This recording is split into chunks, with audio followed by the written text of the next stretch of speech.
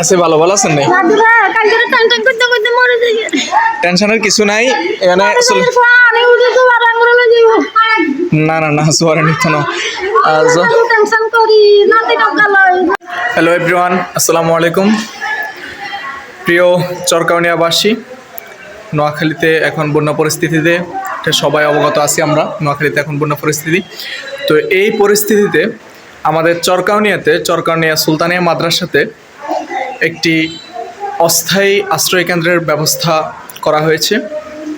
তো চরকাউনিয়াতে যাদের সমস্যা বা যাদের বাড়িঘরে পানি উঠে গেছে তারা অবশ্যই আসতে পারেন।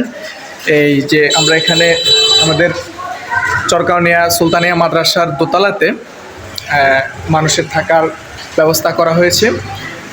আশেপাশে যারা আছেন সবাই আসবেন।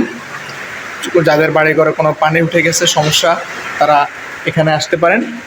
এখানে খাবার দাবারের ব্যবস্থাও করা হবে ইনশাল্লাহ। থাকার ব্যবস্থা আমরা করে দিছি।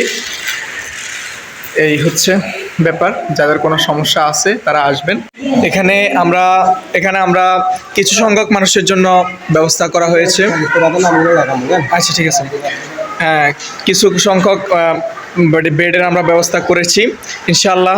যদি ক্রমান্বয়ে মানুষ আসা শুরু করে বা যারা বিপদগ্রস্ত হয়, বাড়িঘর দুয়ারের অবস্থা অত বেশি ভালো না, যারা আসবে তাদের জন্য আমরা আরও অনেক ব্যবস্থা করব।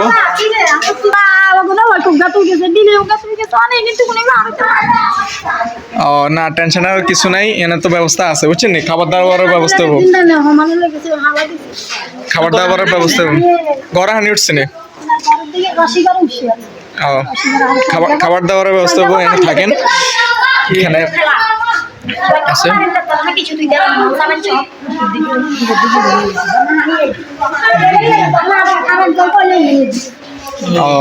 এই অবস্থা তাইলে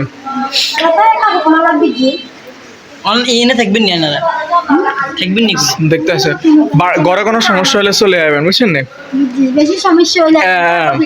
ছোট মোটো আপনারা সমস্যা হলে চলে যাবেন বুঝছেন না। বন্যার পরিস্থিতি খুবই ভয়াবহ, আপনারা দেখছেন। অবশ্যই সবাই অবগত আছেন নোয়াখালীর বন্যা সম্পর্কে।